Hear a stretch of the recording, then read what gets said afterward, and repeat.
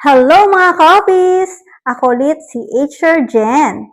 Nakapag-file ka na ba ng SSS Sickness Benefit pero gusto mong siguraduhin hindi ito madedenay? Narito ang ilan sa mga karaniwang dahilan kung bakit naaantala o nadedenay ang claim.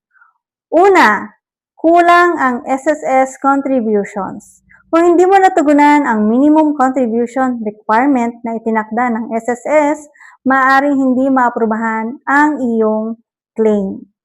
Pangalawa, kulang o mali ang mga dokumento. Halimbawa, walang medical certificate, kulang ang medical records, o hindi tugma ang impormasyon sa iyong aplikasyon. Pangatlo, huli ang pag-abiso o pag-file ng claim. May mga itinakdang panahon ang SSS para sa notification at pagsusumiti ng claim. Kapag lumampas dito ng walang sapat na dahilan, maaari itong makaapekto sa iyong benepisyo. Pang-apat, hindi suportado ng medical records ang claim. Maaaring humingi ng SSS ng karagdagang dokumento o medical evaluation kung kinakailangan.